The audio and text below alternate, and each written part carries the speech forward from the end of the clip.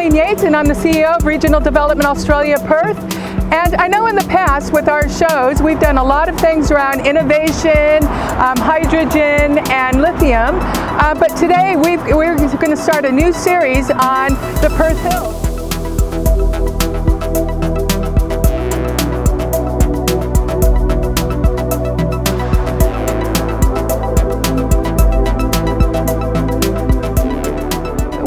Today with Simon Cherryman. He's an environmental scientist and a local expert on eagles. Hello Simon, how are you? Hello Colleen, I'm well, thanks. How are you? I'm pretty good. So tell me a little bit about yourself.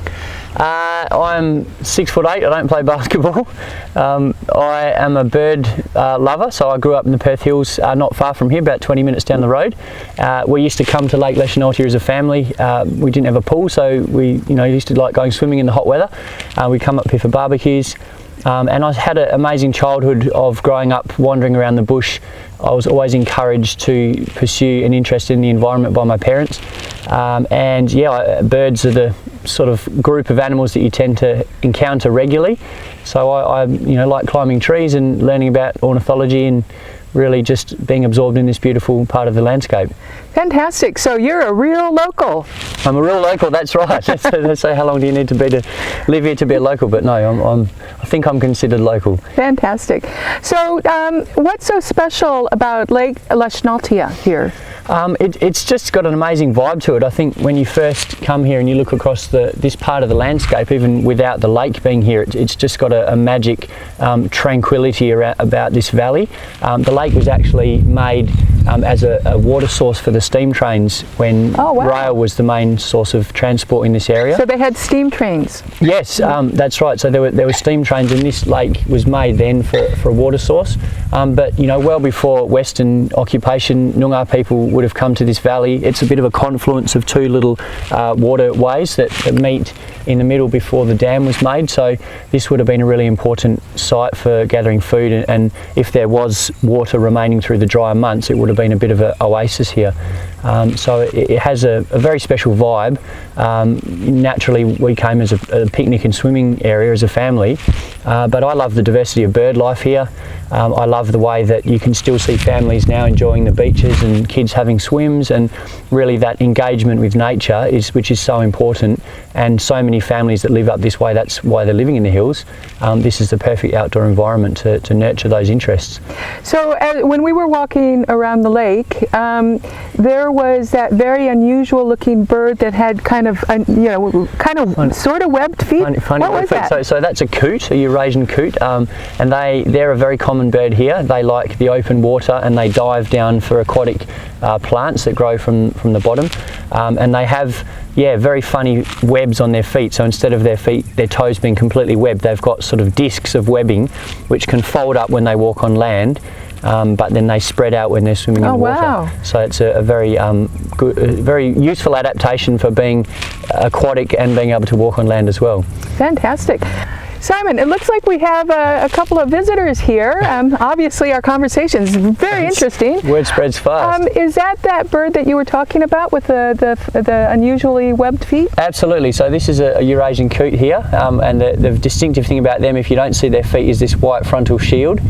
And the other bird with it is a Pacific black duck, or yet in Noongar. They're a very common duck species. Any waterways throughout Australia, really, you can see them. And so they've obviously been listening in. They must have heard about the Mundaring Visitor Centre and they're queuing up to find out. I should mention as well, I don't know whether I can just say that now, that Leschenaultia, the name is derived from a local species of plant which grows in the forest here, and it's a beautiful blue sort of weeping flower from about September to December. And so that's the western name of the genus Leschenaultia. Oh wow. So that's why they called it Lake Leschenaultia. Beautiful. It's a bit of a tongue twister, but locally we call it Lake Lesh just for short. Lake Lesh. Not Lesho, which is actually a bit cringeworthy in Australia. There's so many things get O's added to the end, but Lake Lesh, so it's nice. And so you're saying a lot of families come up here. Yes. It looks really quiet now, but so what is it like in the summer months?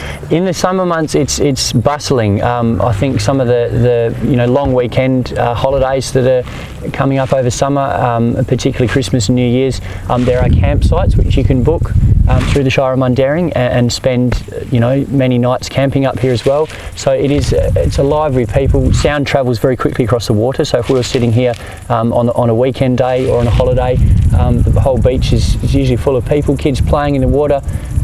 You can just hear everyone having a good time, and that's fantastic to see. PhD focusing on one of Australia's 3 eagle species, so wedge-tailed eagles. They're a true eagle, so not a wedge-tailed seagull like bald eagles and white-bellied seagulls. They're a different class of eagle, or in a different group.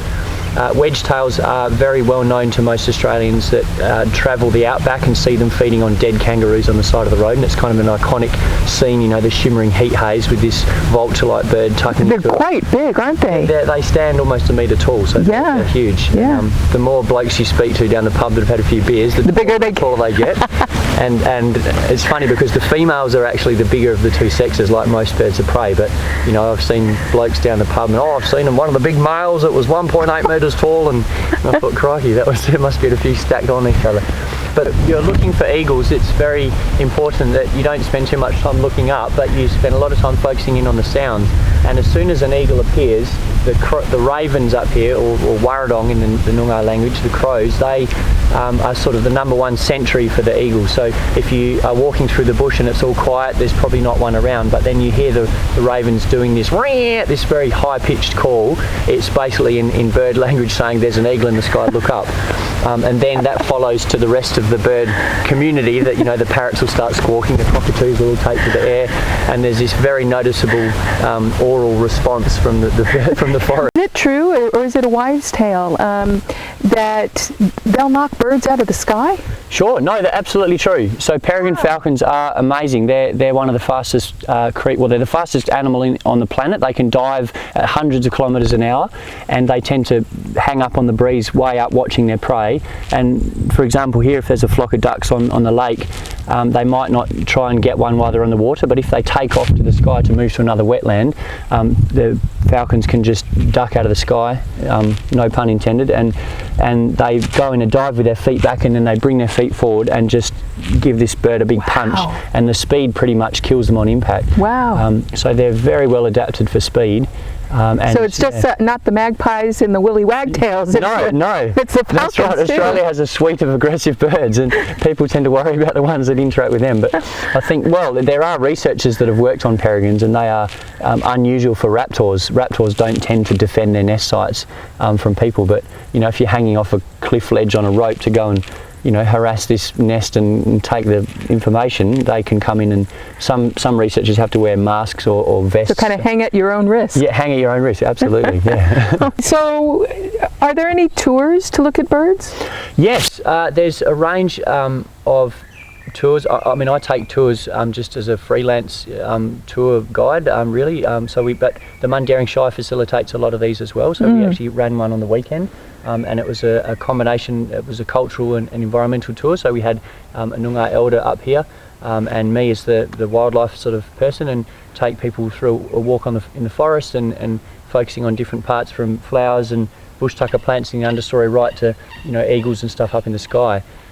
So tell me a little bit about Mundaring. As I understand it, it's got quite a few environmental and indigenous assets. Can you tell us a little bit about what's up here that's really interesting? Yeah, absolutely. I suppose the Perth Hills has been described a lot lately as Perth's backyard. So the Swan Coastal Plain, where most people live, is kind of the main part of the house, so to speak, and the front yard is the coast and the beach, and the backyard is this forest up here.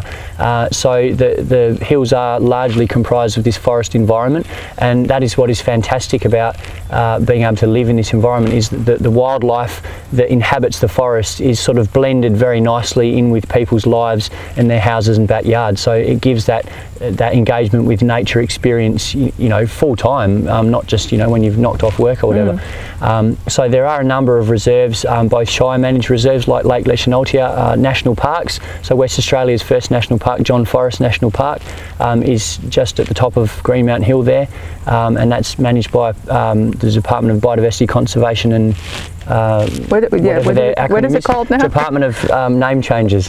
Department of Biodiversity Conservation and Attractions. That's it, attractions. DBCA. Yeah. So that's and there's the WA Parks Foundation, which is actually putting a lot of resources into improving John Forest for visitor access.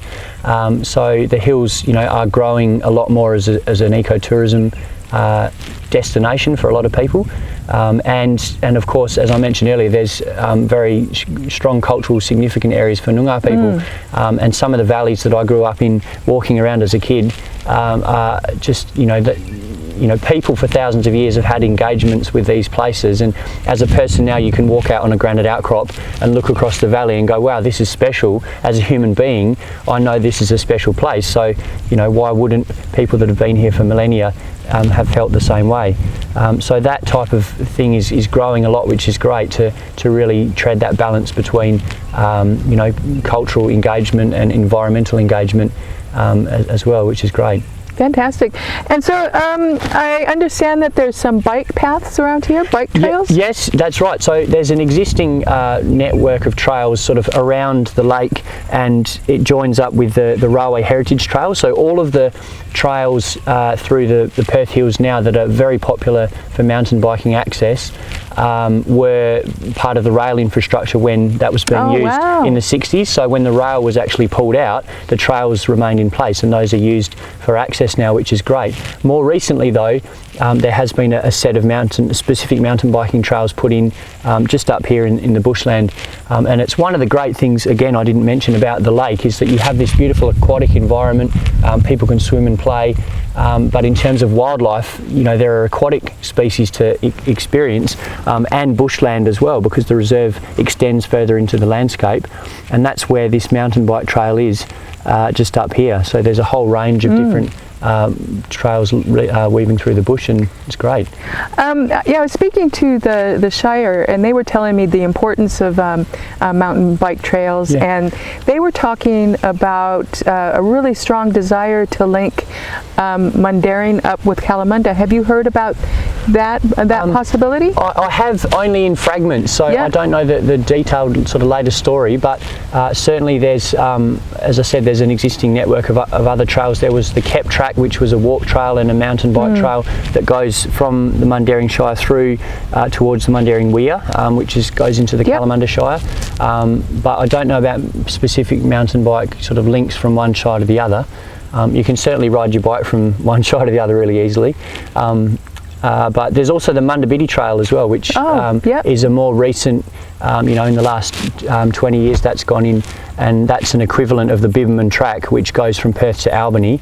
That's a hike. The Munda is a mountain bike equivalent, so you can hook up a trailer on your bike and pack a week full of supplies. Does that go all the way to Albany too? I think it does. I think it actually goes further than Albany now.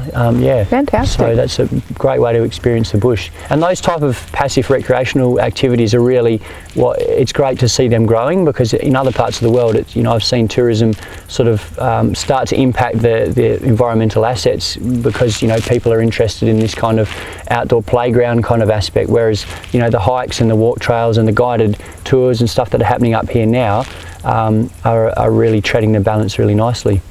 So if anyone in Perth wanted to come up and visit, where should they go to find out more information? If you want to find more information about places like Lake Leschenaltia, there's the Mundaring Visitor Centre. They have a Facebook page, and they're linked to the Mundaring Shire's website as well. Lake Leschenaltia itself has social media pages. So there's Instagram and Facebook. They post events that are on, and the Mundaring Shire runs a whole heap of free events as well for the community. So yeah, just jump onto those links. You can always, if you're not into the internet as well, you can call the Mundaring Visitor Centre. I think they have an 8-digit phone number now, which people tend to forget about. And yeah, there's a whole world out there to see. Well, thank you so much, Simon, for this really incredible talk and sharing with us about Lake Leshnalty, Tia, and telling us about the beautiful nature that exists here in Mundaring. No worries, Colleen. Thanks for the opportunity to speak. I appreciate it. Thank you. I hope you really enjoyed our first tour into the Perth Hills. There's so much more to come.